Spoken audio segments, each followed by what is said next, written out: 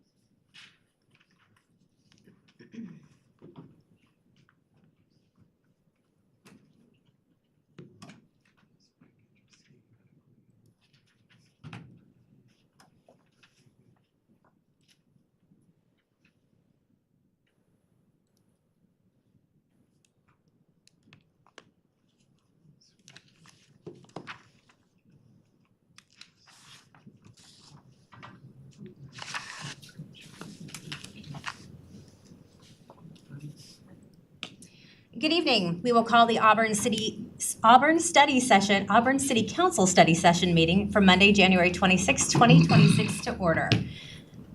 Tonight's study session meeting will be held both in person and virtually. Hannah, can you please call roll? Deputy Mayor Taylor. Here. Councilmember Ammer. Here. Councilmember Baldwin. Here. Councilmember Lott. Here. Councilmember Rakes. Here. Councilmember Sturgis. Here. Councilmember Clinton Taylor. Here.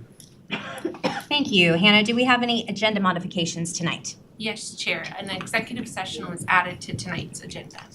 Fabulous.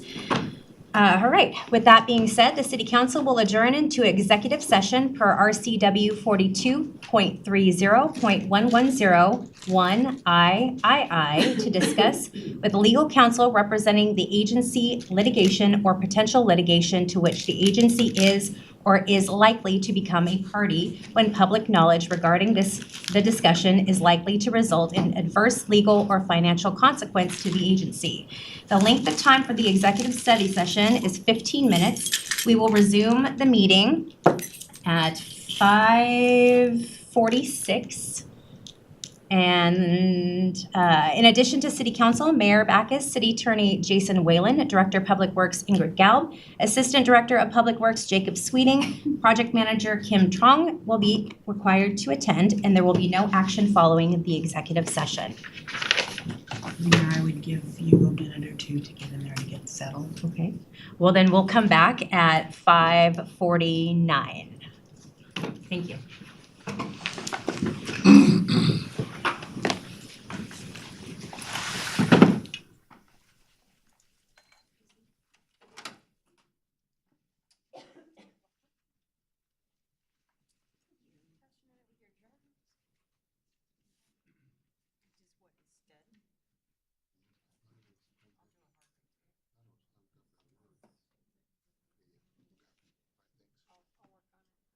They don't have anything virtual? No, they should.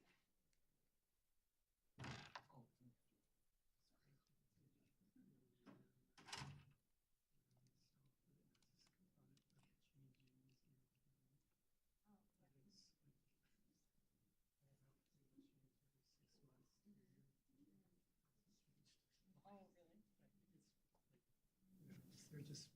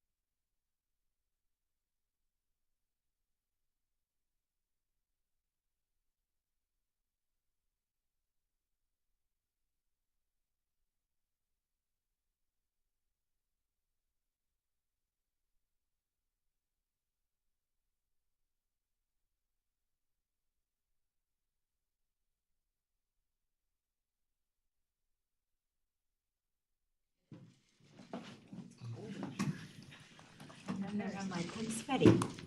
Hail. Oh, you look crazy, too loud. She worked on it. Oh, did she?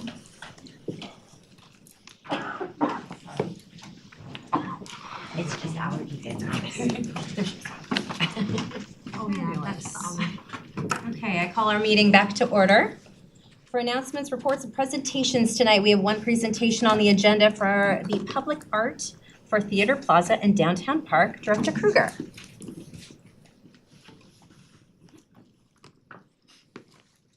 Greetings, Deputy Mayor, council members, and Mayor. I'm excited to introduce Allison Hyde, our art supervisor tonight, along with John Fleming, who will share with you the new public art proposal for the Downtown Park and Theater Park Plaza.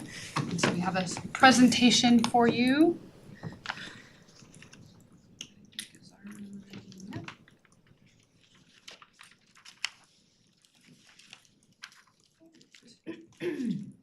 And the first few slides is going to go over what we actually presented to you back in September when we shared with you information about the park. But we'll kind of recap that a little bit for new council member Lott, and then John will share his iterations of the process of going through the public art and then what the Arts Commission is approving for forwarding on to council for their approval. Thank you, Julie. Greetings, Deputy Mayor, City Council, Mayor Marcus. Thank you so much for having us tonight. I'm very excited to have the chance to share this exciting project with you all. So a bit of quick background and recap on this project in general. The Theater Plaza parcel, as well as the new downtown park, were identified as an ideal and important location for public art. Both accommodating 1% for art, as well as highlighting the site as a community hub of arts and culture in downtown Auburn. So the process for this has been guided by Auburn's Art and Public Places policy, which has included gathering a selection committee. So we have a selection committee who helped guide and select the artist for this public art opportunity. Folks who participated on that selection committee include community member and downtown business owner Stephanie Cox, park board member Matt Jennings, artists and arts commissioners Tammy Dwight and John Harris, arts commissioners Tercinda Mayfield and Rocky Salvador, and city and project representatives including Guy Mickelson from Berger Landscape Architects, project managers Daniel Gauk and Jacob Sweeting, White River Valley Museum Director Rachel McAllister, and Parks Arts and Recreation Director Julie Kruger. So the process for this began with identifying this site and then posting a call to artists. So we posted a request for qualifications from public artists residing in Washington State with a budget of $97,500. We received applications from 65 very talented public artists, and 4 finalists were selected by the selection committee to basically present concepts in interviews. Just basically not concepts so much as just their first glance proposals and ideas for the site, knowing that it would be done in tandem with the development of the park. So 4 finalists were interviewed in July of 25, and artist John Fleming was the public artist selected by the selection committee to create art for this site. So on this slide here, you can see examples of John Fleming's past artwork. He has a really incredible breadth of past work with, public artworks all across the region and the country. So next steps after selection of John for this project included a really in-depth kind of design process in tandem with the landscape architects throughout summer of 25. And the culmination of that was really the Arts Commission meeting in December, where John Fleming presented to the Arts Commission his final conceptual design with a recommendation made for City Council approval for next steps. Obviously, we are here tonight to review that conceptual design meeting with a hope that we would have a resolution to consider approving this final designed artwork to move on to next steps for fabrication. All right, and I'll hand it off to John to speak a bit about his design process. So good to be with you this evening. I'm going to talk about this process as being we, but because it really was a collaborative effort with everybody from the city. The first images I'm putting up are just where we started last summer. One of the beauties was being selected without having preconceived ideas to move forward. And so we really started in July, August with just trying to figure it out. And so the images that you can see here, it was kind of what is Auburn about? What is the Muckleshoot about? And I liked this idea of past, present, and future and how we maybe could touch on that full spectrum from the future being this polished, maybe high-tech image and back to a very organic thing. I also like the idea of how the downtown park was developing, and I put up this image of this town square of maybe the artwork could be this draw that pulls you in. And so the first images were kind of this organic sweep. It was thinking that the artwork might be something that you could actually sit on, so it really engaged with you. And that had this connection to, I love these fishing wares of the Muckleshoot and that organic supportive quality there. And so it led to, on the left, August 12th, we actually were hoping maybe putting these berms within the park, and the artwork might be these things that you could sit on.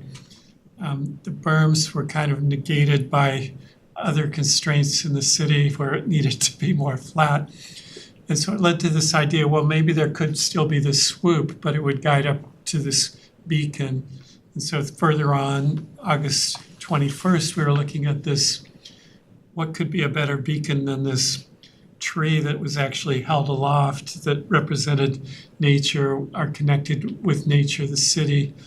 That, I think, people felt cool idea, but how will we keep this thing alive? So we held on to the idea, but we moved into this direction of these natural forms, these first one leaf and then an actual thinking of what leaf would represent Auburn and represent the tribe. And we were thinking of these vine maple leaves, and the vine maple leaves were kind of starting to develop more as a multiple collection of those. So you can kind of see the development here from September 18th through to October 17th on the lower right. And this was really an interactive process, I think, where all the participants would say, well, one color isn't great, or those two vibrant colors aren't so cool. And so it kind of led to what would be the palette, which led to these more these colors that you find in nature. But then I also wanted it to be, well, you can see in the upper right, this sculpture I did in Baton Rouge, Louisiana, that had this stainless steel mirrored finish that reflects everything around it. And so I think that was a way of combining these both natural color finishes with something that would capture the movement around the site and still be a beacon. And we still had the benches that would sweep up, that would guide you up to this beacon to draw you into the park. And so that's kind of where we came to, was having the natural painted finishes on top, but they reach out over the edge of these mirrored surfaces on the underside. This is looking a little bit at more of the how you actually build this. And so the fishing weir forms are still there, this more organic, and they're like a galvanized steel, so the grayness of the bark of a trunk is there, and it's holding aloft this grid of structure that these plates of mirrored finished stainless steel and the painted aluminum are attached to. This is kind of, again, looking at how the whole assembly would come together, and trying to be practical too. So all of these parts could be made in our shop, but then fit on a truck to be shipped down to the site and erected as parts, but not a bunch of really small parts here in the park. And this is looking down again at the site. It's trying to be a gathering place, and we're even working with this idea of gathering tree as what you might call the sculpture. But it's a gathering place at the entrance to the theater, and it's also a gathering place for an entrance to the park, and where you can walk underneath this gathering tree that's leaning into the lawn space of the park itself. These are kind of giving you a collection of views. So as you move around it, you'll see it from a variety of spaces. One side you see all of the painted finishes. As you move around it, you get more of the dynamic quality of the mirrored surfaces underneath. So that's where we are today. Any questions, Council? Councilmember Ammer. I just am gonna say thank you for walking us through the design. It's amazing. It's different than you see it, and someone will explain it to you. So thank you. Thank you. My question is more along the lines of maintenance, long-term maintenance. What does that look like for the department? Well, the surfaces you can touch are like galvanized steel, so they're industrial finishes that we see in the city all the time, so they kind of take care of themselves.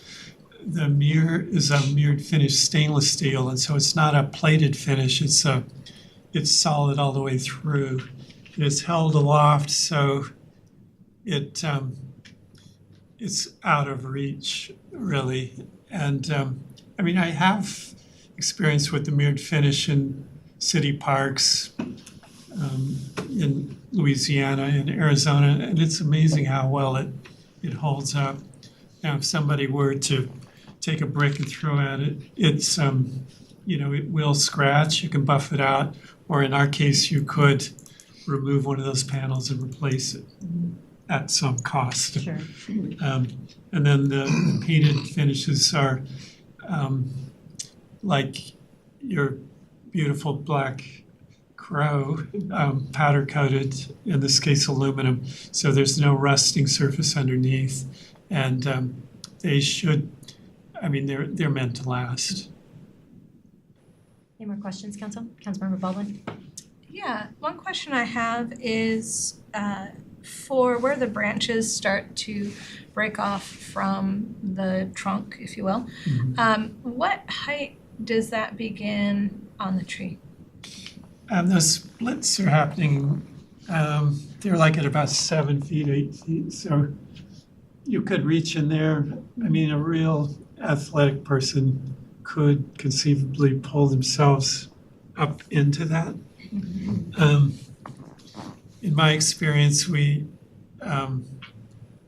it's not likely to happen. It's going to be painful, and people aren't going to want to do it. I'm not saying it can't happen, but it's kind of like climbing on a stop sign or climbing on some of the other fixtures that we have around the city. Councilmember Sturgis? Did we have, it's beautiful, thank you, and I love hearing the vision of how that all came together and pulling the different parts. Did we have anyone from Muckleshoot participate in whether it was, the Arts Commission process in this journey? Or are they aware that, there's such a special, keeping that history alive too? Yeah, I mean, I was nervous about appropriation, and so I did go and meet with the carvers at the Muckleshoot, and they were really supportive of the idea, and I was hoping to draw them in. Also, we talked about, as a tree, and this was at the time of when we were thinking of holding a tree aloft, and what tree would be appropriate, and so we kind of landed on this on the maple, on the vine maple as something that was appropriate to their history and traditions. But we also talked about with them of abstracting this so we're not trying to literally say, okay, this is like a fishing weir. Yeah. So that was kind of the engagement, part of the community engagement. Councilmember Lott. Is there a total project cost that includes installation? Yeah, at this point, it's what the budget was, it's 97,500, yeah. Councilmember Sturgis. You mentioned, so I was assuming your role was designing, so it sounds like you're also producing the I'm material as responsible well? for that, yeah, so I'm an architect as well as an artist, although I don't do a lot of architecture anymore.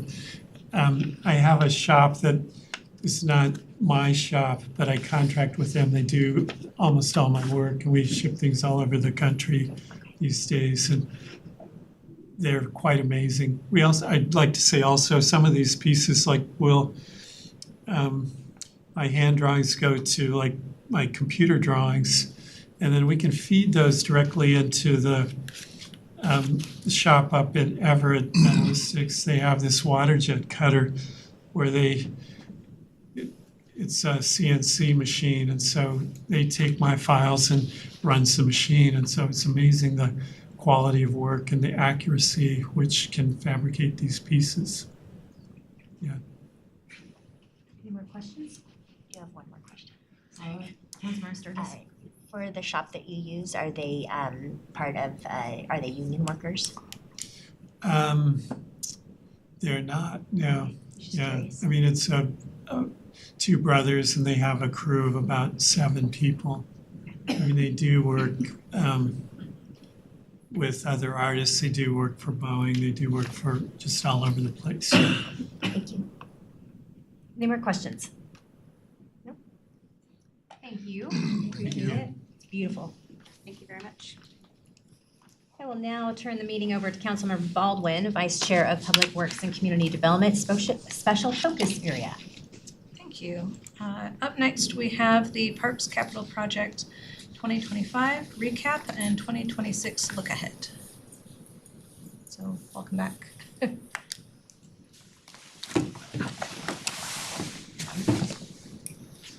Good evening, Councilmember Baldwin, Deputy Mayor, Council members, Mayor. We're excited to present a recap of 2025 park projects, capital projects, and a look ahead to 2026.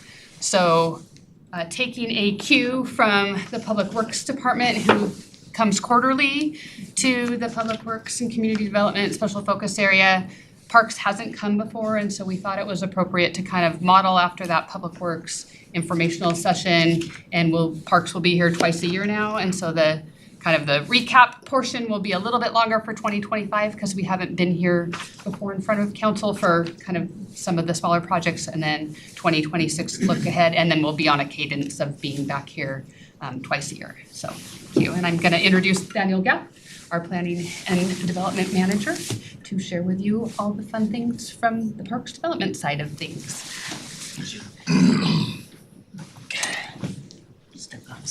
Good morning, good evening, Deputy Mayor, council members, and Mayor Backus.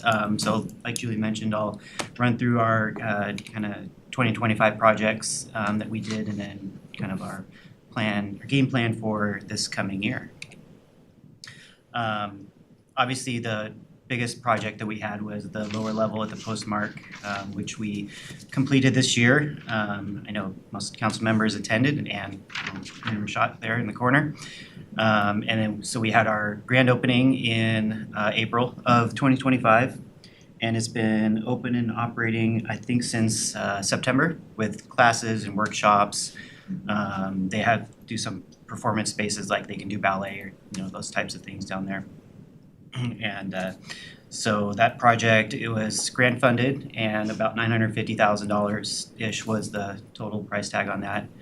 And yeah, we completed it, and that project is pretty close to being done. We have a couple little things we're still working on to get completed, but that one's up and going. The next one is we received a grant from Conservation Futures for $950,000 to purchase and demolish the 125 East Main Street, the old comic book building that's adjacent to the where the new theater will be. And I have another slide later coming up that has some more detail on it, but so this will be the site of the new downtown park along with the remainder of the theater parcel.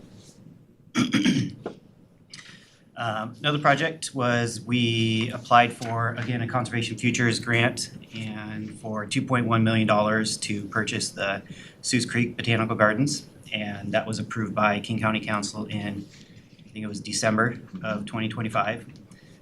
So we're currently working with the Seuss Creek Botanical Garden owner and the foundation on an operating and maintenance agreement. Essentially, the city would own the underlying property, and then the Garden Foundation would continue with operations and maintenance, and that the grant money would go kind of into their fund for their ongoing, like staff costs and soil, those types of things.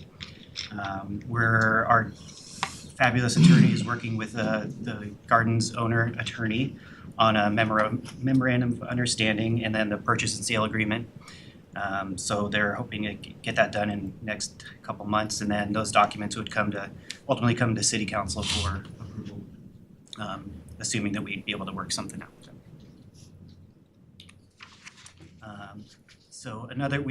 So Washington State Recreation Conservation Office, or RCO, they had a new grant program that came out last year for maintenance opportunities up to $150,000. So typically with like our impact fees and park levy funds, we're not able to do maintenance projects. So those just come out of maintenance budget. So we were able to apply for and get that $150,000 grant to replace the splash pad manifold system down at Les Gove. And you can, best picture I could find, but the top picture on the left was our old system. Essentially, it was in a hole in the ground in a vault that always filled with water and then mud. And our poor maintenance guys were in there digging out every time they had to fix a valve or something like that. And so with that grant money, we were able to bring everything above ground. And we have this nice facility where they can easily get into, and it's a picture on the right-hand side there that's just right outside the splash pad, between the bathroom and the splash pad. And we did get it up and running last year, and working great. Oh, also, I guess when we were able to we got a really good price from the company. It came in less than we were expected, so we had some additional money where we were able to buy, like Buddy the bovine. If you've been out there, he's a bovine head that shoots water, and then some other parts that like the little implements that we needed to get replaced, and kind of have a stash of those now because they get a lot of use. So another project we did was the bocce courts that are down at Les Gove. They were put in, I'm not sure, 15, 20 years ago, something like that. And they had with an oyster shell, which is kind of the typical bocce court surfacing. Problem with that is it required quite a bit of maintenance. And so we were able to, we got a quote for a really good price on installing AstroTurf out there. So really the only maintenance that we do on it now is leaf blowing once or twice a year. And we work with the Auburn Bocce Club. They essentially do most of the maintenance on there. So they just get a leaf blower and clean it off, and you can use it all year round now.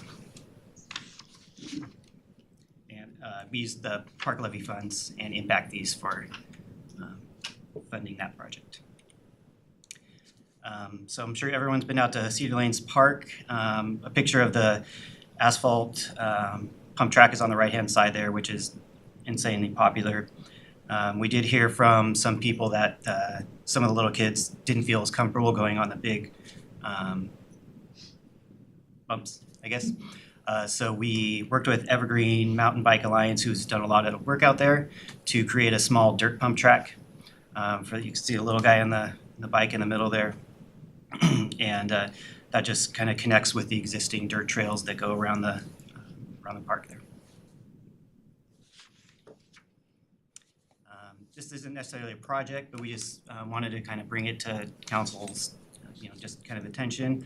The city won an award for outdoor spaces for city of a population under 100,000 for just the Cedar Lanes overall bike park from Washington Parks and Recreation Association, or WRPA. So we attended the WRPA conference in May, I think it was, and they awarded us with the award at the banquet to end the session.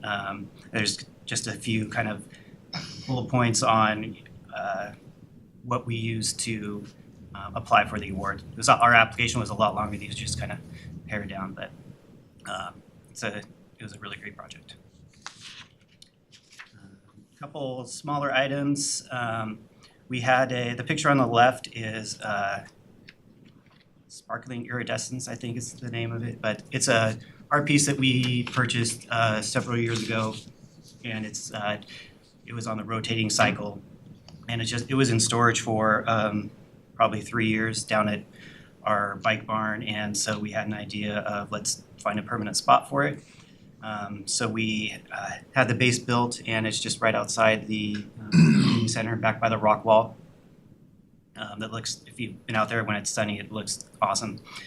And then with the B Street Plaza project that was completed, along with the downtown infrastructure improvements, we had 2 art pieces that were located in that plaza that we needed to relocate. So the pole on the left, and then I didn't have a picture of the kiosk, but there was both commissioned art pieces that we were, instead of just putting in storage, we were able to move down to Cedar Lanes Park. So a picture of the pole is on the right-hand side there. That's kind of on the east side of the parking lot. And then we were able to utilize the kiosk to essentially for our bike program. So they can say, if we have a summer camp out there, pump track's closed for 8 to noon or something like that, and just keep the public kind of in the know on when those things are happening. Another project was the caretaker residence out at Mary Olson Farm. It was a 1994 single-wide mobile home that was in not great condition. So Rachel McAllister was able to get $290,000 in full culture grant to demolish and replace that building out there. And we had it went a little costlier. We added some concrete and stuff, and so we used King County Park levy funds for some additional items for that. Just kind of an action shot on the left there of the demolition work, and then the new house is installed. There's a couple pictures of it on the right-hand side there, and they're excuse me, working on the getting a new caretaker in there so they can get some of the animals back out there and have less of park maintenance going out and doing mowing and those types of things. And so we had a project out at the Mountain View Cemetery that just wrapped up in November. We had an area that was previously cleared. It's about 32,000 square feet. And we had hired a contractor to come out and install, level off the site, and then install irrigation, and then hydro seed the area for new burial sites. You can see the grass is already kind of growing there in December, and then some additional landscaping kind of around the perimeter. So, and that's the 2025 projects. Just kind of. Council, do we have any questions on the projects completed so far? Thank you, Chair. How are we prioritizing maintenance to new construction? I think we'll probably, I guess I don't know the exact answer to that. Maybe might answer it in one of my other slides. Yeah. I'll just add before moving to the next section, congratulations on the award. I think that's well earned, and very excited to see that there's maybe a beginner route off to the side before the big ones. So Yeah. I'll give that a shot when I get myself out there. I still haven't been on either of them, so I'm too scared. Draw straws, who goes first? Yeah, there we go. All right, whenever you're ready for the look at it. So we'll just kind of go at look at our 2026 projects that we're considering, kind of based off the capital facilities plan. I won't read through this slide. This is just a copy of the slide that I brought to council in September, just kind of talking about the new downtown park and funding sources, the design process, that type of thing. So you kind of got a sneak preview on Allison's slides, but this is the final layout of the new downtown park that includes finishing off the alleyway between the Postmark and the park / theater. You can kind of see on the image on the left, you can kind of see the dashed lines. Those are the property lines. So the piece on the right is the property we purchased with the Conservation Futures. So most of the green space is focused on that because there's a deed restriction on the property that 85% of it has to be green vegetation, that type of thing. So that's why you see the large lawn gathering area in the middle there. And then on the left portion, that's next to the theater. So they call it kind of a maple grove, I think is what our designers called it, just kind of soften the backdrop of the that side of the theater because there's no windows back there. So, and then as you could kind of see, or you saw in Allison's picture in the ellipse, the circle kind of in the middle lower section there is where those benches, the art benches that John was showing, and then the art piece goes in that on the upper right side of the pathway there. And just a couple renderings from the designer. This is looking from the doors of the theater into the park, kind of from Main Street. This is an older design that John had showed with the mirror finish on the bottom, but just kind of get an idea of how the layout would work there. And here's another view of the Postmark in the background, just looking into the park and just showing the openness that it'll bring to that area. Another project that's been kind of on the radar for a couple years now was at Veterans Park, there's used to be inscribed pavers that were done in coordination with American Legion, and unfortunately, whatever inscribing process they used, it didn't last. You see a picture on the right-hand side there. You can kind of make out one inscription on one of those bricks, but for the most part, they're not legible. We looked at possibly doing new inscribed pavers, but the cost was it was about triple what we had originally budgeted for. So we're planning to meet with the American Legion sometime soon to look at potential other options, such as like a wall where we have a Lescove, or something different, and then just redo the pavers with probably stamped concrete or something. So next one is Jacobson Tree Farm. So this has been around for quite a while. It's about 30 acres up on Lee Hill, just south of Auburn Mountain View High School. It's currently undeveloped. This image here is from a 2020 RCO grant cycle that the city applied for and did not get granted for that, or did not get awarded a grant.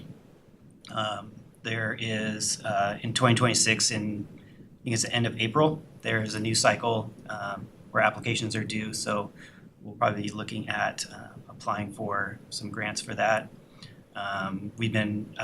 Jacob's team has been helping us look at cost estimates. One of the big costs for the project is the road frontage improvements that we'd have to do on, I think it's 112th. So Jacob's team is working on a design and cost for that to help us with our estimates when we submit for the RCO grants. We estimated $12 to $15 million, but that's just kind of a guess because we don't know. With the site slopes quite a bit, so we'll see as we're working with Jacob's team on that. So when you're mentioning your question, so with the new park levy, I believe we brought it to council, but we in the past park levy cycle we received about $370,000 per year. With this new levy that just started at the beginning of this year, where they're estimating about $935,000 per year, and with that additional money, we're also less restricted on what we can do. So with the previous park levy money, we could only do park improvements. So with the new levy, it's more flexible. So we can do maintenance projects such as put a picture of the game farm restroom. That's the back restroom near the turnaround, which is in not great shape. So that's kind of an example of what we could do. Instead of building a new restroom at a different park, like we did at Cedar Lanes, we can do a replacement project. Or like turf converting dirt infields to turf so they can be used year round, not getting rained out, like in the spring and everything. And with that, and Laura, who does the rentals, she's working on getting some kind of comparison numbers to how much revenue we get from a dirt infield as compared to like the turf at Brandon, which is a big difference. So when we're looking at our capital facilities, we'll be including numbers to kind of support something such as field conversions. And that's what I got. Councilmember Rakes? Thank you. I do have a question on the rendering. I think it's page 16. It says where you can see the theater door open. And I'm noticing, it's the first time I've seen it, all the plants along the building. On the left-hand side? Yeah. Are they still going to be able to put roll-up doors? Oh, yeah, so we left a landscape kind of strip there, so there's not permanent fixtures or concrete or anything there, so that if that potential for rail hopping, if they're still looking at doing that we're flexible. Okay. Yeah, landscaping. Okay, because I know that they have talked to you guys, but I saw all the trees and I thought. Yeah, there's one tree, to be an evergreen tree kind of in the northwest corner, but the rest of it's just landscaping, plants. Council, are there other questions? I have one, which is, after all the flooding, how is the golf course doing? Well, the golf course turf itself is good at the moment. I'll let Julie talk about the rest. The golf course received extensive damage. So the clubhouse itself, the basement flooded. We lost the entire fleet of carts, so 77 golf carts, 73 that were part of the fleet, and then a utility cart, a beverage cart, and some Marshall carts. The golf course itself,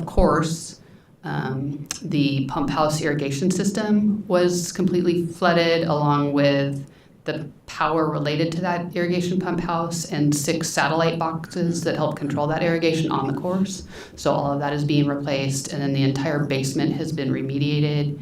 They pulled up all of the interior is gutted, and we're working on quotes to restabilize the basement portion.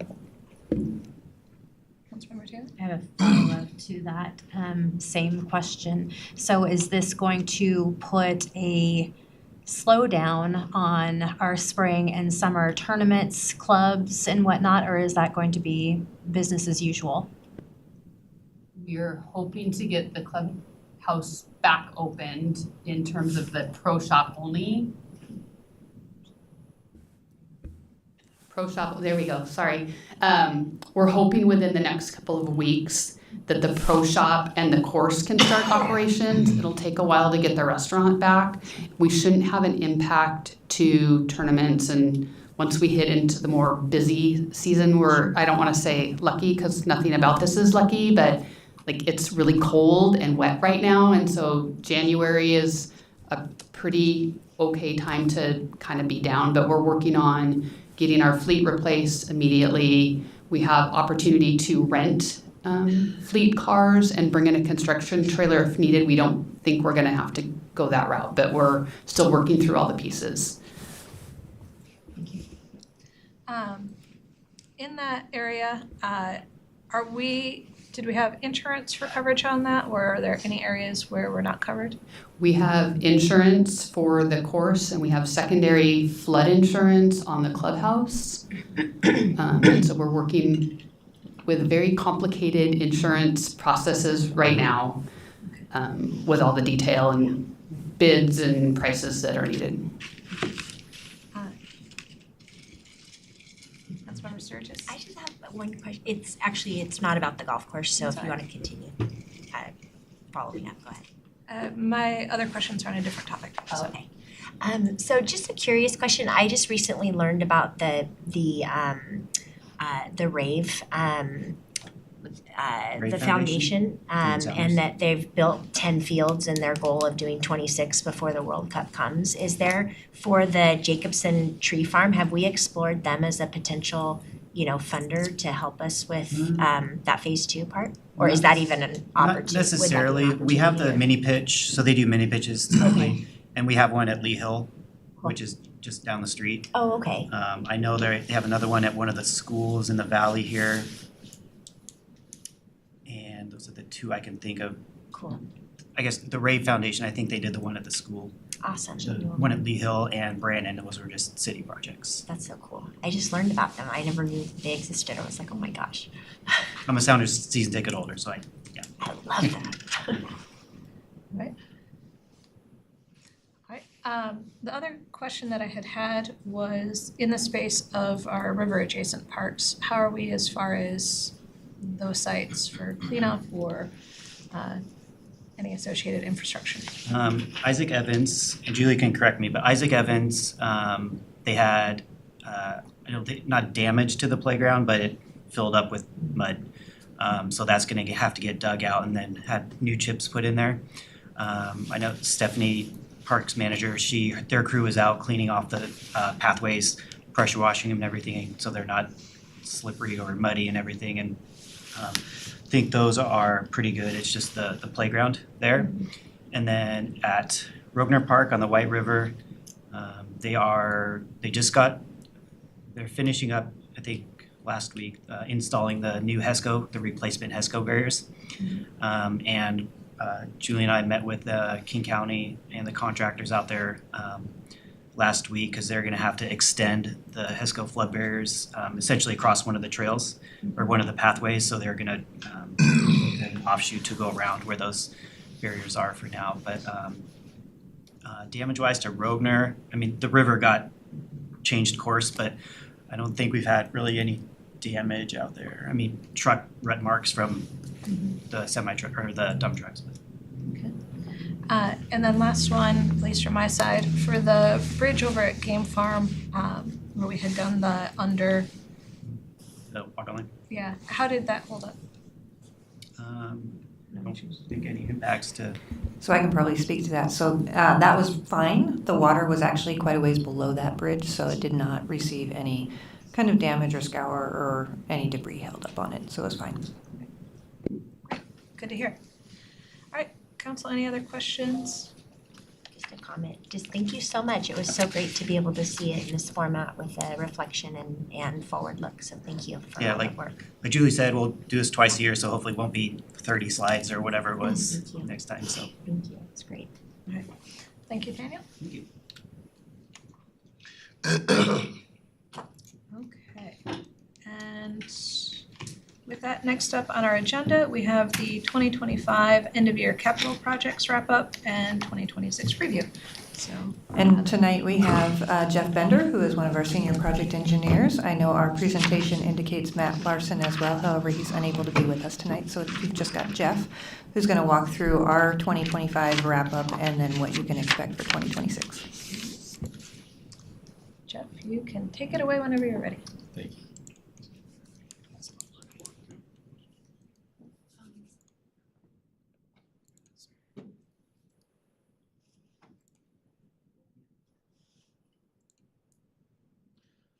All right, good evening, Chair, Mayor, Council.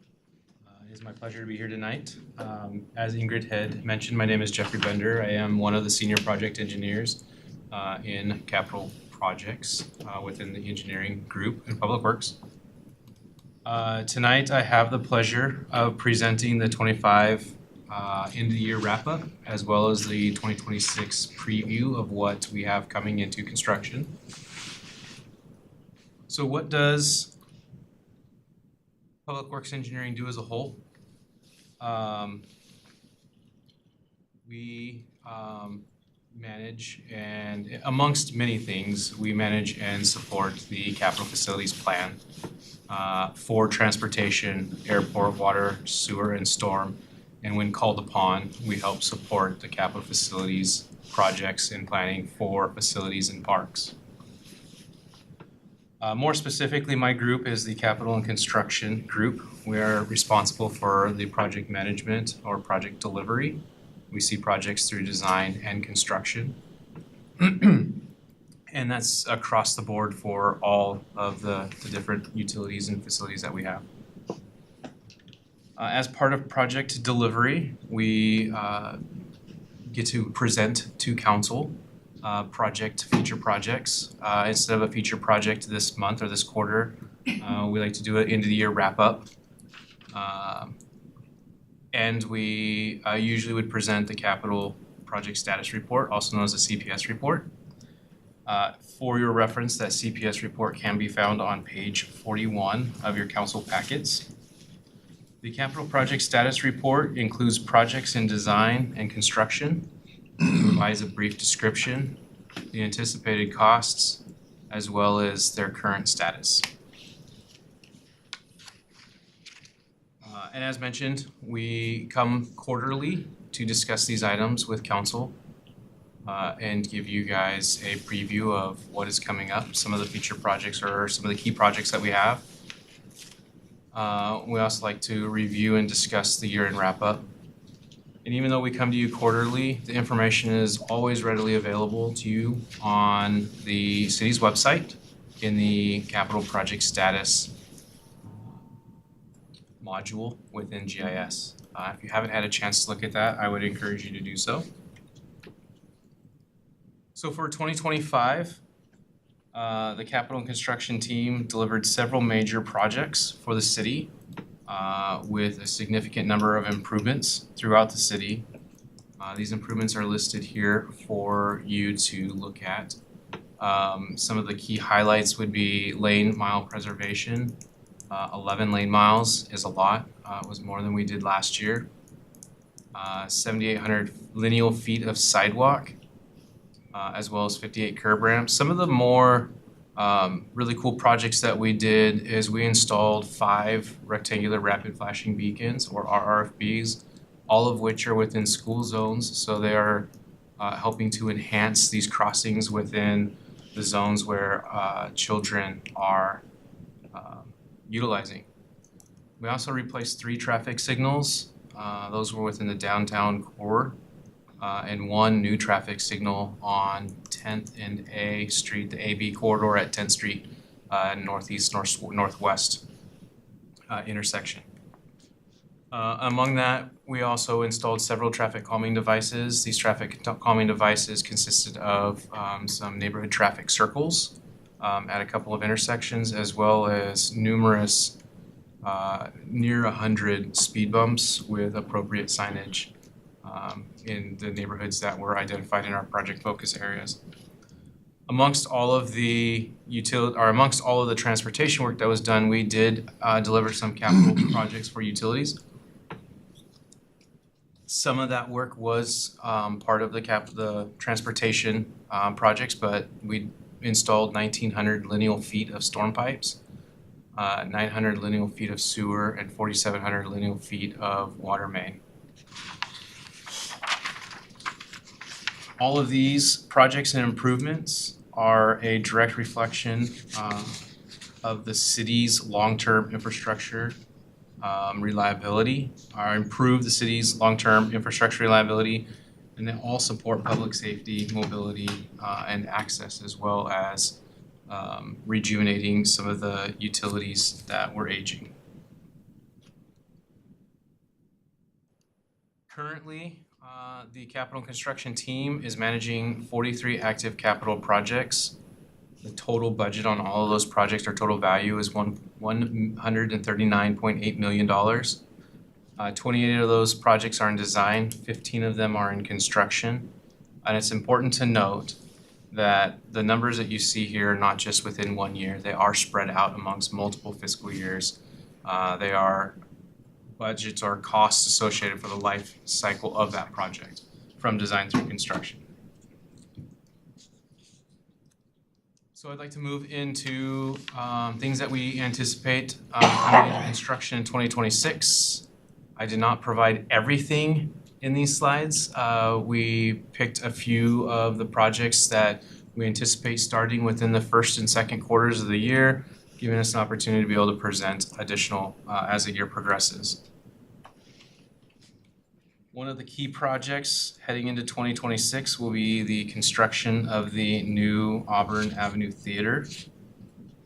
This project is available on page 52 of your council packet within the CPS report. I want to note here that we anticipated construction advertisement would be this week. However, due to the finalizing of the construction documents and making sure everything is in line, all the T's are crossed and I's are dotted. We need to make sure that everything's covered, and we are going to be advertising next week instead. That will not impact the other anticipated dates that we have shown on the slide. We still anticipate groundbreaking in April and a 14-month duration with the ribbon cutting in the second quarter of 2027.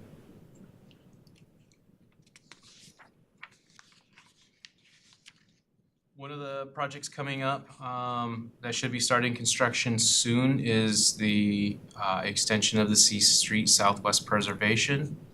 This will pick up with the preservation project left off at the GSA Signal near 15th Street Southwest, and will extend all the way down to Ellingson Road. This project can be found on page 41 of your council packet in the capital project status report. It'll primarily patch and replace the roadway pavement, repairing areas of the pavement that have started to fail, and do a full grind and overlay, resurfacing the entire corridor. We'll also be upgrading several ADA ramps and push buttons at the intersection of C Street Southwest and Ellingson Road. The next project that I want to highlight that we anticipate starting construction in the second quarter of this year is the First Street Northeast, Northwest, and Division Street Pedestrian Improvement Project. This project was presented a few months back as our feature project. Just wanted to bring it back forward, saying that we are on target for construction this year. As a reminder, as a recap, this project will install a raised intersection, as well as curb bulb outs and the rectangular rapid flashing beacons for the crossings on the ones that cross Division, the east-west crossings on the north and south sides of the intersection. The picture that is shown on the bottom right of the slide is an example of an intersection that has been completed on the F Street Southeast corridor at 6th Street Southeast.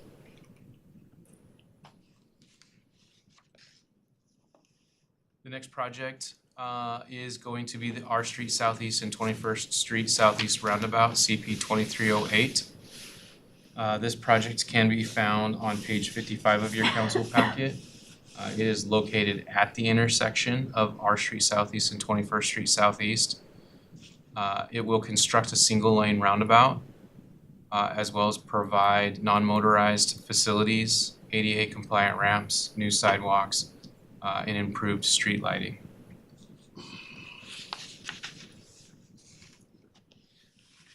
The next project that we anticipate coming into construction will be the city parking lot replacement, CP 2419, which can be found on page 51 of your council packet. This project is located on the northeast corner of the intersection of Auburn Avenue and First Street Northeast. It is currently was used by Wells Fargo. It's the old Wells Fargo building. This project will demolish the existing building, remove driveway access on First Street Northeast. We will install new sidewalks meeting the downtown core requirements, as well as reconfigure the parking lot for parking. On the bottom right corner of this slide is a snapshot out of the 90% plan set to give an idea of what the improvements are going to look like.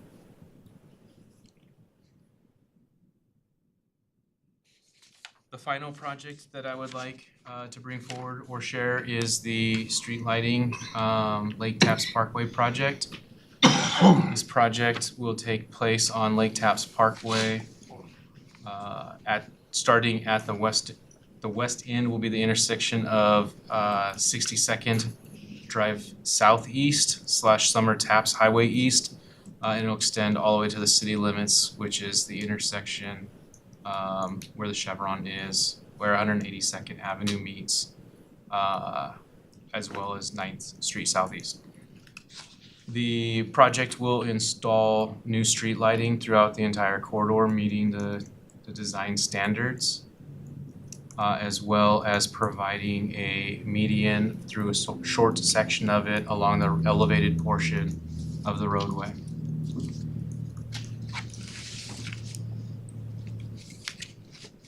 And in closing, together, all of these projects represent a major investment in Auburn's infrastructure, targeting safety, accessibility, and quality of life. And if you guys have any questions, I would be happy to try to answer those. That sounds great. Council, do we have any questions for the post? Councilmember Taylor. Thank you. Just a quick question again about the city parking lot replacement. Who's gonna have access to that again? It is my understanding that it'll be utilized for city staff during the day, and it'll be available in the evening time for downtown activities, especially when the theater is open. Is there? I would add that it will be open for public use on weekends as well. Councilmember Taylor. Thank you, Chair. How are you coordinating construction schedules to minimize disruption? Construction schedules across the board, or Like do you have for any some of the specific? projects right now, for instance, the GSA repaving and whatnot, is that going to be very similar to what happened, I would say a couple of months ago, where it was in the evening, late nights, overnight, or is this going to be a daytime schedule? Wonderful, thank you for the clarification. That particular project, the C Street Preservation Project, we have it in the contract for the paving activities to be done at night to minimize the impacts to the commute. I would also add that the C Street project that we're just finishing up had more utilities, had curb gutter and sidewalk, which is not the case on the next stretch. Okay. Yeah. Correct. Thank you. That's actually in line with one of my first questions. So for the C Street Preservation, GSA, to Ellingson, because it is a big commute corridor, even though that'll be mostly happening in the evenings, do you know roughly the start and end, window for that, which months we're talking about? So bids were opened recently, earlier this month. We are evaluating the contractor's bids. We have not awarded the project yet. We anticipate award within the next week. And from there, the contractor has 20 days to execute the contract. So we anticipate that the work will be starting early to mid-March and should be completed. I don't recall the number of working days, but I would say probably between July and August. Okay. If not sooner. Thank you, I appreciate that. Okay. I have one more question, which is with the R Street roundabout. I'm much more familiar with using a like a two-lane roundabout with a single lane, which is part of that design. What speed threshold does that allow for the vehicles going around? Like, how much do they need to be dropping down for that? That is a wonderful question. I have not been part of that design. Thankfully, we have Kim here, and I'm hoping that she would have the answer to what the design speed through the roundabout is, unless. Sorry, didn't mean to. No, it's all right. Dial a friend, but it's convenient. So It takes a village. thank you for joining. So the posted speed is 35 miles per hour, but as the cars are approaching these the roundabout, obviously have to yield to the oncoming. So vehicle would slow down enough depending on if there's approaching vehicles. That's kind of what determines what speed they would slow down at. Hopefully that makes sense. Okay. And I would add to that, that generally for a single lane roundabout, you go around at about 20 miles an hour. That's roughly what I was looking for. Perfect. Thank you so much. Council, do we have other questions on either the status of what had been the completed projects or what's projected for 2026? All right. Well, thank you both so much. Wonderful, thank you very much. No questions. My neighborhood, we lose parts of our front yards. And this lady, she's got parks to worry about and a golf course. Who's in charge of this meeting? I didn't know Virginia. about the I'm sorry, damage. I'm sorry, Yeah, Virginia, you that's all can't- right. That's okay. I'm leaving. You can't speak out. Thank you. All right. Continuing in our meeting and with the agenda, the next topic that we have for discussion is the engineering design standards update, and it looks like that may be presented by Jacob Sweeting. Yeah, so Jacob Sweeting, our Assistant Director and City Engineer, will present kind of what is going to happen with our update this year and talk about one of the more significant changes that we're considering. Good evening. Thank you for having me here tonight. So the engineering, design, and construction standards, a lot of this is just going to be a recap for those who have heard it before. Generally, we update these once a year, and when we do have an update that involves maybe a citywide change to the design standards that could have broader implications, I'd like to come have a discussion and tell you about what's happening and get some feedback. So as a recap of what the design standards are, they're defined by the Auburn City Code, Chapter 1204. That Auburn City Code says that all public works projects, including street projects, utility projects, or anything built out in the public right-of-way has to comply with these engineering design standards. So the engineering team and myself, we developed the standards. They've been around for a long time, and they're an evolving process that are really adapting to changing regulations, changing needs of the city, and changing areas that we are seeing development in.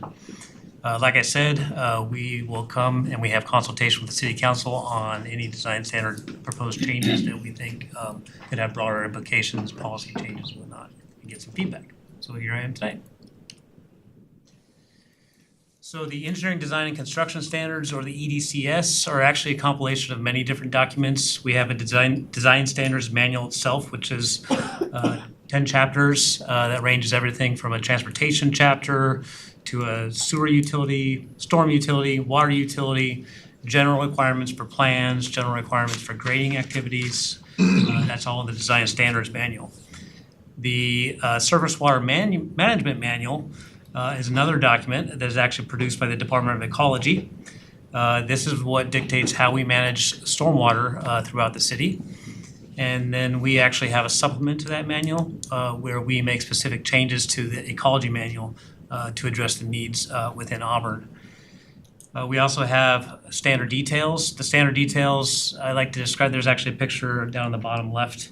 There are a series of illustrations that show all the building blocks, what you see out on the public streets, and some you don't see underneath the streets, the utilities. But there are things like street lights, traffic signals, how we build a sidewalk, but they're the building blocks of how everything is made out in the public infrastructure. And then we have the Washington State Department of Transportation Construction and Specification and Standard Plans. This is the bottom document there. That document gets updated every single year. And it's a very detailed set of instructions on when a contractor is actually out building things. It's how they mix the concrete, how they mix the asphalt, how warm does the asphalt need to be. And these are all the very fine details that we're looking for. Our inspectors are out there testing for to make sure are followed. And they, like I said, they change every year. So often we need to update our standards once a year to keep up with those and make sure that we're incorporating those. And that leads me to this year's update. So the current standards were published in February of last year. And the last changes that we made were pretty significant. We made changes associated with the comprehensive transportation plan update, where we went to more of a multimodal focus for our transportation system. So we incorporated some of that into the design standards. We also, the council had adopted in '24 the comprehensive safety action plan. So some of those standards that are in the safety action plan were actually incorporated into the standards as well. This year, we will be updating standards to align with the 2026 construction specifications that WashDOT produces. Those are the ones I was just talking about. We have some common deviations that we've heard and seen, and some challenges and questions that we've heard from developers and from the community that we'll be addressing as well. Overall, this is a very minor update. It's really it's been nice actually. It's been one of the smaller updates, not a lot of heavy lifting. But there is one area that I wanted to come and talk about specifically tonight, and that is our local residential streets. So the engineering design standards include a series of illustrations that show how new streets should be built, and each street is categorized by how it's used. So this one is a local residential street. This is what you would see through most of our neighborhoods. And this illustration is what it shows in the standards today. It's a 50-foot right-of-way. You have 28 feet of pavement. Within that 28 feet of pavement are 2 lanes, 1 lane in each direction, and generally there's parking allowed on one side. There's 5-foot sidewalks that are separated from the roadway by a 5-foot landscape strip and then a curb and gutter. And these streets also include street trees and the street lights.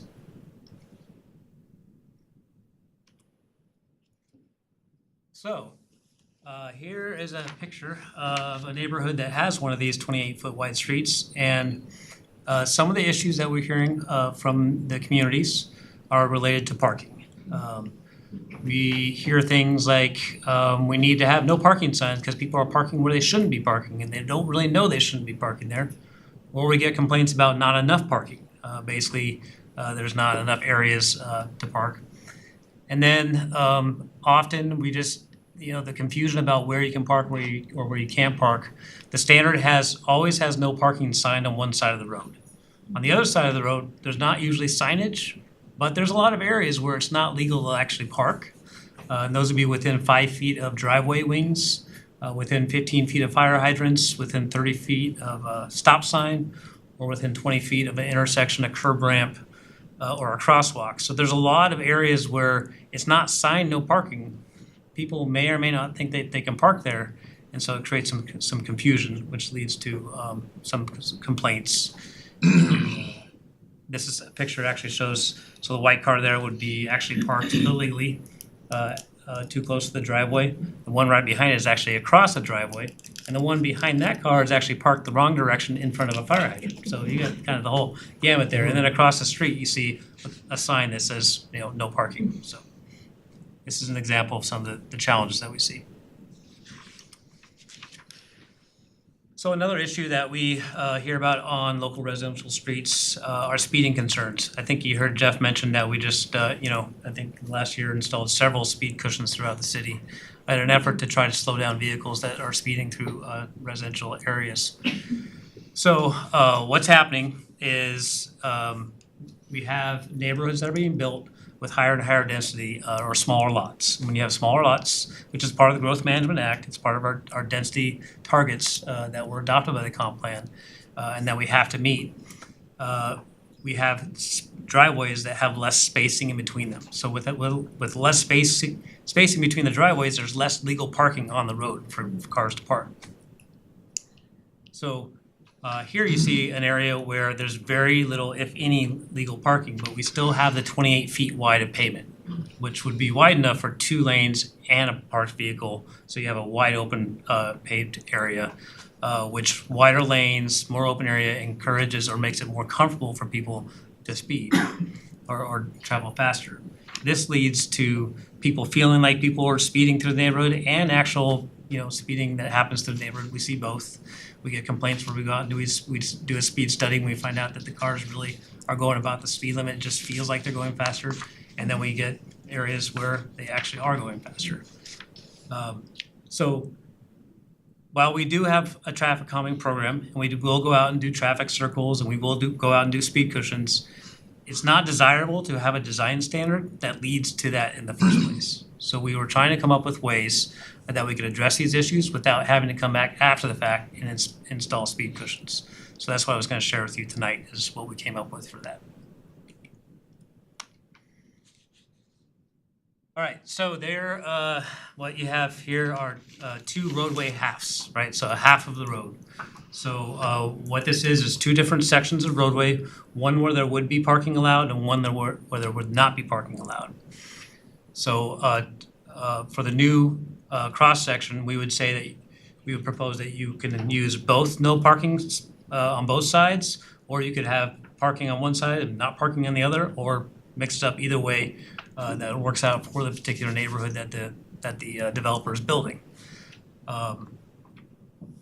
What this does, we also include in the standard saying you need to lay out your driveways, you need to lay out your lots, you need to lay out these cross sections to maximize the amount of on-street parking.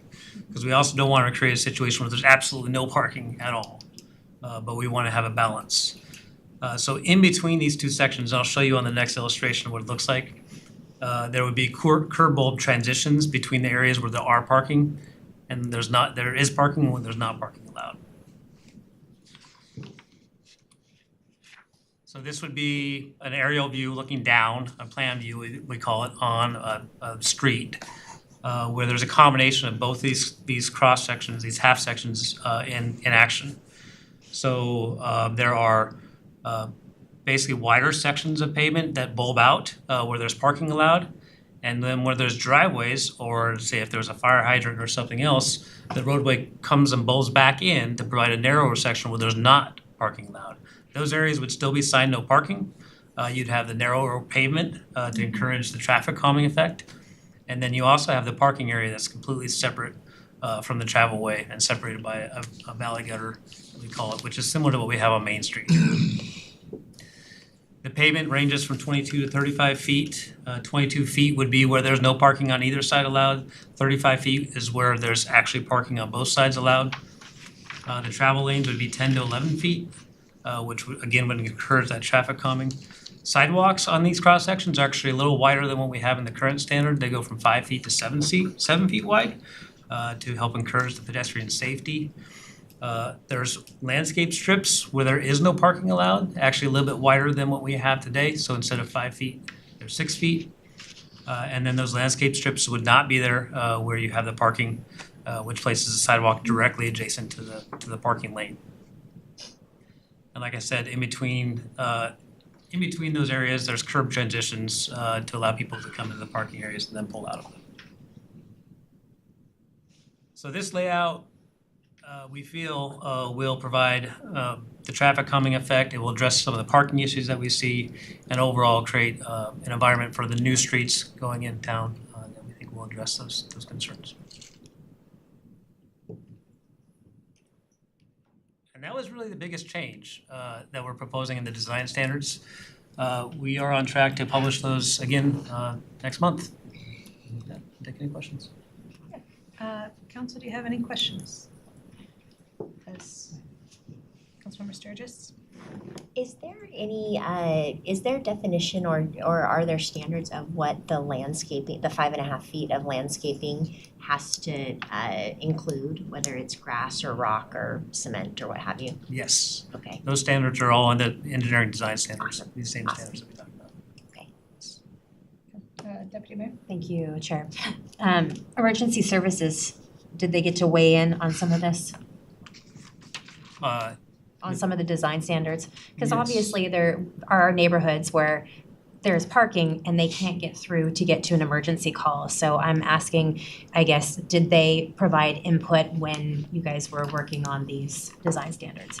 Yeah, so part of the reason that we don't go even narrower the lanes is to make sure that we have that width for the fire engines or whatever might be coming through. This specific, we do meet with them once a week and we talk through different issues and whatnot. So we'll make sure that to run this by them before we adopt it to see if they have any challenges or concerns. If I can add to that, though, I would also say that right now, because even though we have the other side of the street signed as no parking, it actually, there's people who park there anyway. And so sometimes that actually creates more problems for emergency services to get through a neighborhood. Thank you. All right, I have a couple, if see other hands. For the update to the design standards, I think I saw there's 2 community comment sessions. Is that the same standards we're talking about here? No, so it's a little confusing. So these are the engineering design and construction standards. Okay. Those are, I believe, the downtown design standards and the citywide design standards. They're more associated with how the private property is actually develops and interacts with the frontage. So those are being led by the planning department. Okay, just checking. And then second, I was gonna ask for the roadways. You had mentioned at the beginning that we have had a lot of changes in our comp plan is related to multimodal types of transportation. And so I think increasingly I'm seeing more households that are taking advantage of bikes and e-bikes as a means to get around. And so with this design, I don't necessarily see bike lane or a partitioned bike lane, which I think they call them the protected ones, which are most advantageous for people who are uncomfortable biking with traffic. Is that something that we considered as we were looking at exploring the bulb outs? Yes, so in the comprehensive plan where we adopted those standards for the multimodal level service, there's something like you said called the level of traffic stress. And that, you know, the type of bike facility that you need to provide that low level of traffic stress really depends on the type of roadway that it is. So on these local residential streets where you're at 25 miles per hour and you have low volumes, the standards actually would allow for someone to ride in the roadway itself and have the same level of comfort that they would have, say, in a bike lane on an arterial street. So that's why you don't see bike lanes actually established on a local residential street, because it's meant to be more, it meets the standard for that comfort by just having people in the street or on the sidewalk, wherever they're comfortable riding. I ask because if we had 100, speed cushions put in and there were concerns about having the 28 feet distance for roadway, and we're trying to find ways to have the bulb outs to do traffic calming, I think there's a question of if there are concerns about people speeding in residential streets and neighborhoods, would incorporating intentional bike lanes be another mechanism that could help slow that down by utilizing the space? So I understand your question would be, could we use bike lanes as a traffic calming measure on these streets? Like in how you're looking at the available space, because often if you're biking and there's nobody parked, right? You can be off in that area with more distance between you and traffic. And on previous slides, we were talking about the challenges of speeding in residential neighborhoods. So even though something's posted as 25 miles an hour, I think the reality is that people do in fact tend to go over. So being on a bike in that type of street, I think is, has a question of whether that could be a challenge or not. And so if we're looking at traffic calming or having protected lanes in new construction streets, I understand that current construction, you're going to be very limited by what's already there historically. But for new construction, would that not be something maybe to explore? Because I think the other concern that I sometimes hear is that for people who are using e-bikes, are sometimes using sidewalks. And so they're going too fast for people who are just pure pedestrians. but maybe not enough to keep up with the traffic of a roadway. So trying to find what the right home is for that type of transit. Yeah, no, those are good questions, good comments. On the e-bikes, I think a lot of that's education.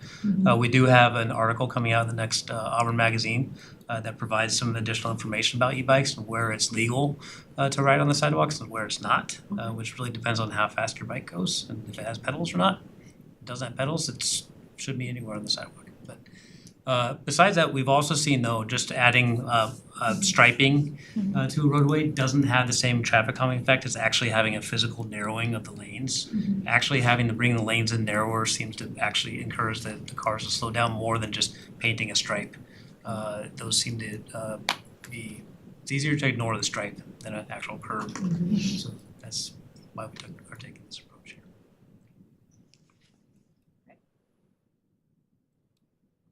Any other questions? Nope. All right. Thank you very much. Okay.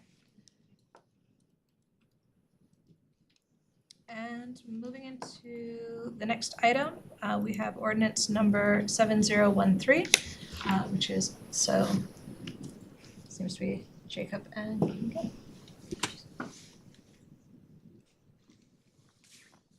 Good evening. Thanks for having us. So we're here to discuss the ordinance 7013, which provides for the acquisitions of properties by eminent domain related to project CP 2308, the Archie and 21st Roundabout project. Sorry. Oh, I got it. Okay. All right. So ordinance 7013 established that the R Street and 21st Roundabout project is a public use. And the property rights that are included in the ordinance that you have in front of you are necessary in order to complete the project. Acquiring these property rights allows the city to construct the project improvements, which provides benefits to the public. So if necessary, the ordinance authorizes the city to acquire the necessary property rights through the condemnation process. And the property owners would receive just compensation based on qualified federal law. So a little bit of the background on the R Street Southeast projects along the corridor and how they came about. So the R Street corridor has a history of heavy congestions, long queues during at intersections, especially during the peak hours, and then limited accessibilities to some of the neighborhood street. And so in response to these issues, the city has conducted an R Street Southeast corridor study back in 2020. The study evaluated the corridor at conceptual levels, looking at and analyzing potential improvements that we can do along the corridor with the goal of improving traffic operations and easing congestions and providing convenience and comfortable access for all users. So following that study, there were several improvements that were recommended, and they were grouped into 3 different projects. And so the first project is constructing a single lane roundabout at 21st and R Street, which is the projects associated with the ordinance being discussed today, project number CP 23. And second, the study recommended improvements to the traffic signals at 29 and R, as well as adding a second through southbound lane from 21st to 33rd. Since the original study, the city has reevaluated this portion of the project using updated traffic data and by the feedback that we received from some of the residents. And as a result, the design was modified to better address the traffic volumes and the access need. And so the planned second southbound lane was extended from approximately 28th to 33rd And then between about 21st to 22nd to 28th is where the design was revised to include a center two-way left turn lane instead of a second southbound lane, similar to how we've done it on the south end of our street from 33rd to the White River Bridge. And so this second project was assigned Project CP 2116, which is called the R Street Widening Project. And the third project that's a study recommends adding a two-way left turn lane from 33rd all the way to the White River Bridge, which was completed last year. So here is a city map showing the location of the three projects that were recommended. So on the south end, you have the CP 2315, the R Street preservations. Like I said, that was done and completed last year. And just north of that is CP 2116, the R Street widening project that is currently in design.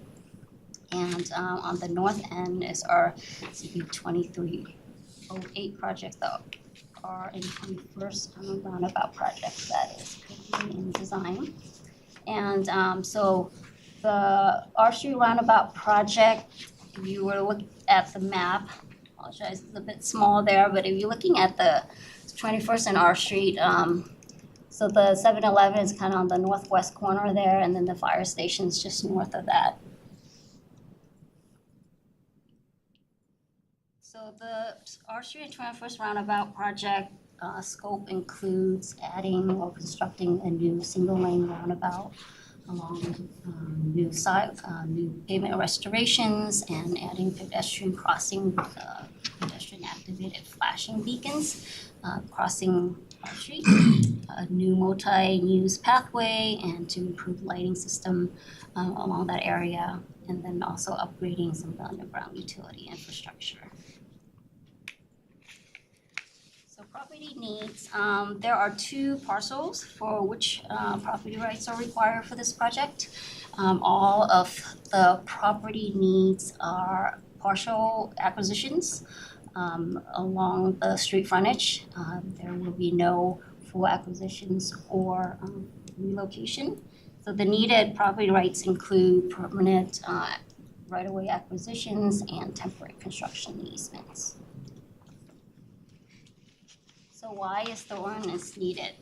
Well, the R Street and 21st roundabout projects provides benefits to the public by improving traffic flows and at the intersections and to ease congestions and providing convenience and comfortable access to access for non-motorized users, and then also enhancing safeties for all, such as vehicle, pedestrians, and cyclists.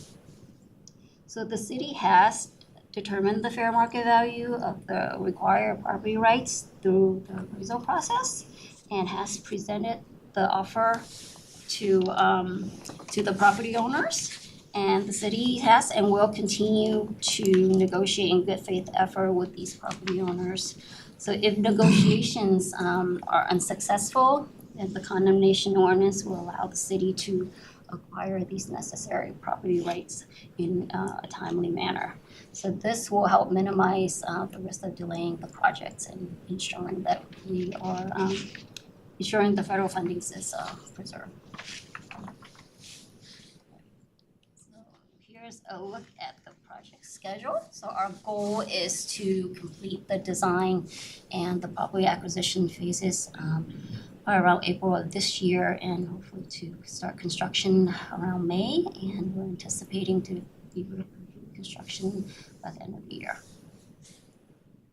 All right, so after this study sessions, the next step would include sending out the required formal notices to these property owners.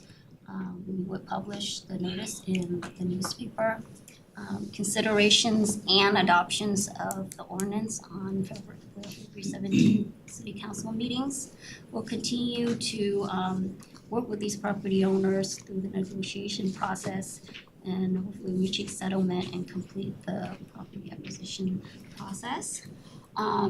If necessary, and I do want to emphasize that only if settlements cannot be reached, then the city will be looking at filing condemnation petitions. That's conclude my presentation. I'll be happy to answer any questions. Sure. Council, do we have any questions on this project? Councilmember Lott? Yeah, what alternatives were looked at that didn't require additional property? At this intersection? Yes.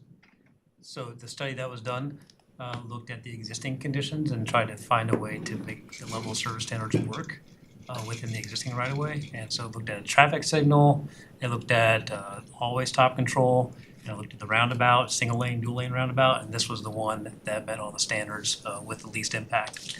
But it couldn't be avoided to have absolutely zero impact to property. Councilmember Lott? Is there some document that shows the comparison between the alternatives? There's a study document that's available.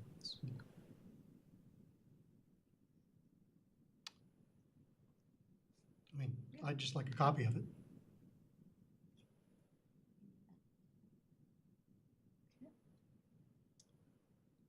Do we have other questions? I have one.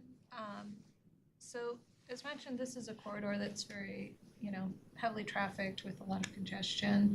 I was curious how we plan to approach that construction. So what will that look like from a traffic management standpoint?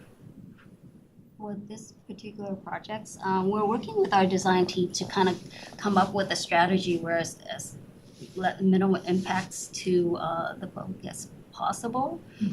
We haven't dialed that down yet, not finalized yet, but we have looked at different options where we're looking at working on, half of the intersections before completing that and then jumping into the other intersection or potentially closing a certain roadway that are, not highly trafficked or traveled, like Howard Road, for instance.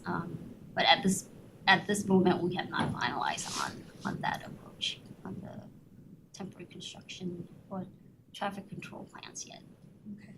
I think that's something where, as you're closer to having that plan identified, would be great to be able to communicate that out to the community for the neighborhoods and people who are planning how they're going to get from point A to point B. Councilmember Sturgis? Thank you so much. The work you guys have done, I'm so excited just how much this is gonna make it such a beautiful upgrade for all the property owners around. And so, but as you, knowing that one corner, I think it was the northeast, is 7-Eleven. And so will you work, I know you're negotiating as far as the land, but will you also work with them on getting their input for, as you come up with the strategy for traffic patterns and closures during construction to make sure that the business isn't impacted? Awesome. Any other questions for council? All right, thank you very much for your update and sharing that with us. Thank you. And that concludes the items on the Public Works and Community Development discussion items. Deputy Mayor, it's back to you. Thank you very much. All right, next item on the agenda for council discussion is ordinance number 7011, and Director Thomas.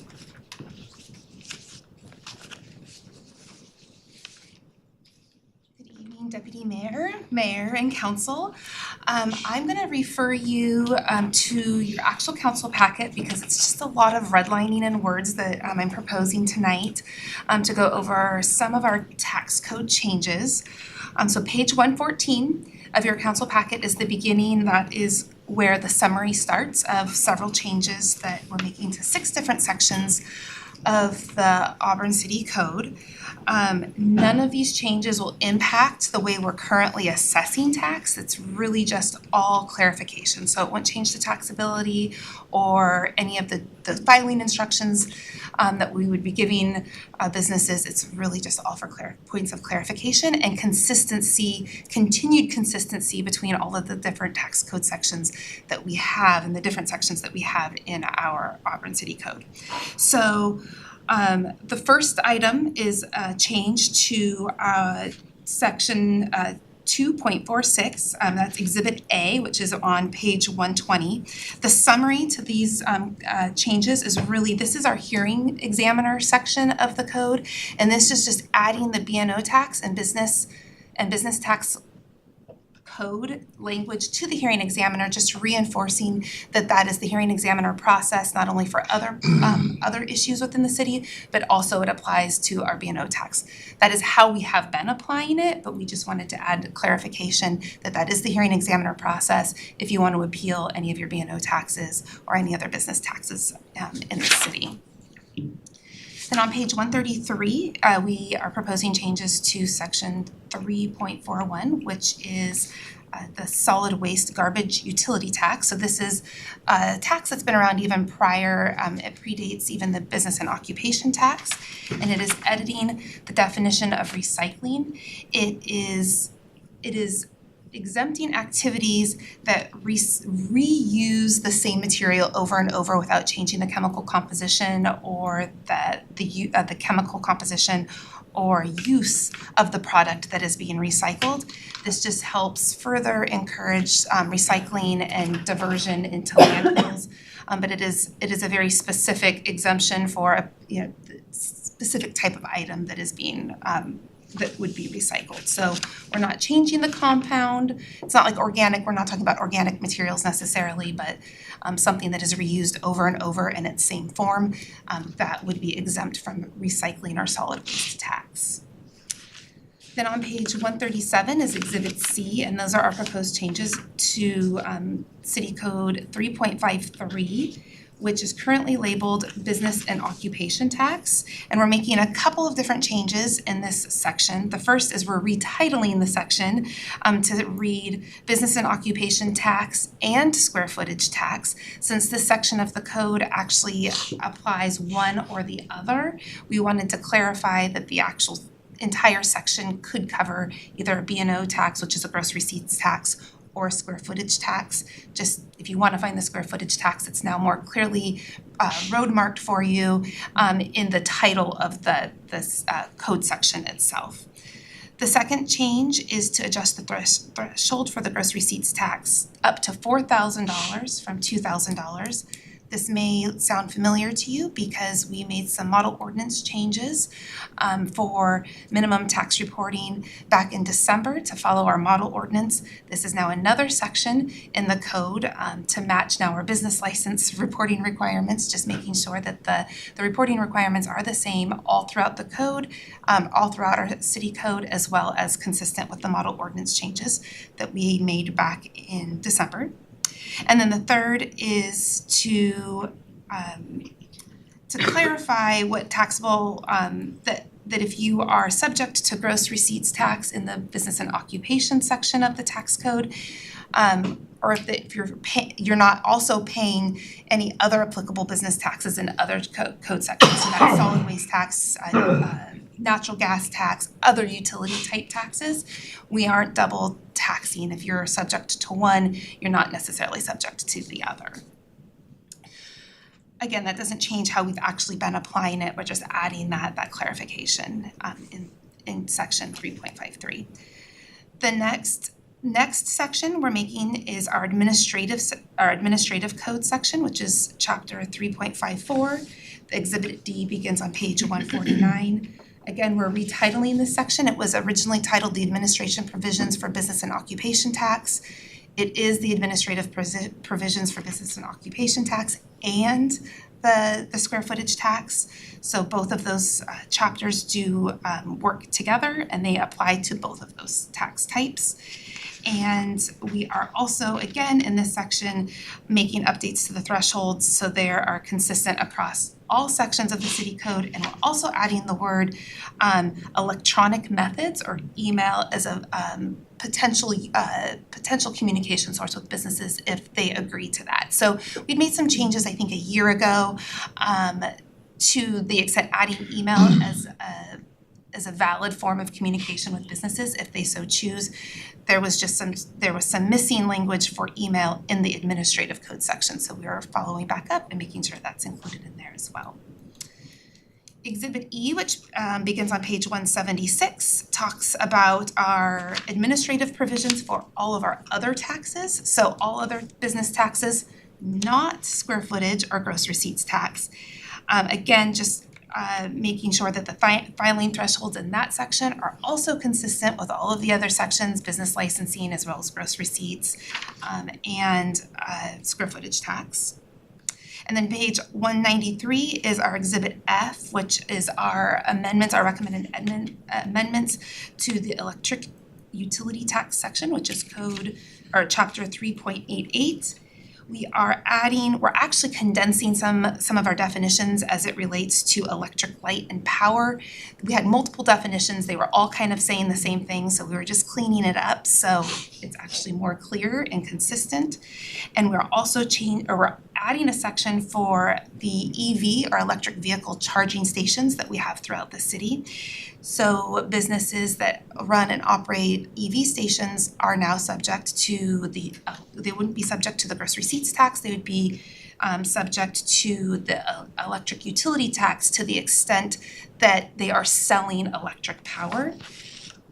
The power that they pay for, so they are kind of like a third party power provider, they would be able to deduct the cost of the power that they're paying for that they're passing on. So it would just be the difference of the revenue that they're collecting, the premium essentially that they're charging on the power that they're reselling to electric vehicle owners.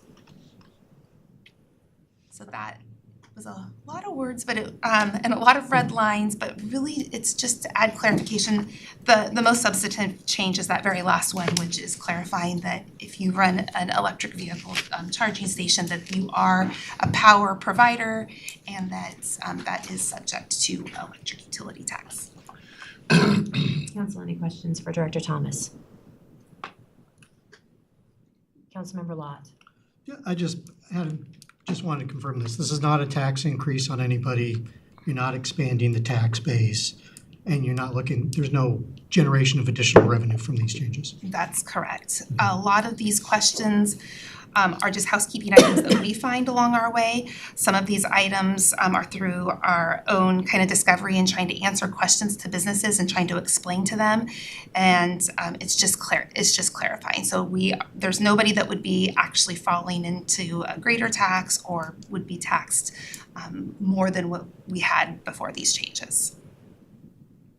Any other questions?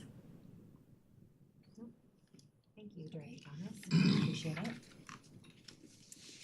Okay, Council, this is the section on the agenda where Council can share topics of interest and or report on special focus area matters. Reports should be limited to about 5 minutes. We'll start with Councilmember Sturgis. Thank you. Our special focus area has not met yet this year. We have our first meeting scheduled. I think it's next Monday, but and so then I'll be able to have an update on that. Fabulous. Councilmember Riggs. Same as last time. No report. Councilmember Taylor. No report. Councilmember Hammer. Finance, we met last month and we had meeting, I think Friday. It was short meeting, I mean Tuesday, so nothing. Okay. Councilmember Lott. No report. Councilmember Baldwin. I think we just covered most of it. Certainly did. But I will say, I did hear from a member of the community that's interested in identifying Ridwell as a provider for recycling services. That's something we can look at in our next committee meeting. Thank you. All right, right, well, Councilmember Baldwin covered that. I do have a quick report out. Our ECD team is updating design standards and zoning codes citywide and downtown. The changes are going to have direct impacts on our city's aesthetic, walkability, local economy, and quality of life. They are having an open house to be a part of the change, so citywide updates. Open house will be on Wednesday, February 4th from 4 to 6 at the Auburn Resource Center at 2824 Auburn Way North. Downtown, and that's downtown only updates open house will be Wednesday, February 11th. And that's 4 to 6 at Auburn City Hall Council Chambers at 25 West Main Street. And just to put on the calendar, Mayor's State of the City address will be at Muckleshoot Casino Event Center on Wednesday, February 25th. Doors at 5 o'clock. Address starts at 6. And with that being said, there's nothing left on the agenda for this evening, and our meeting is adjourned. Thank you. You think?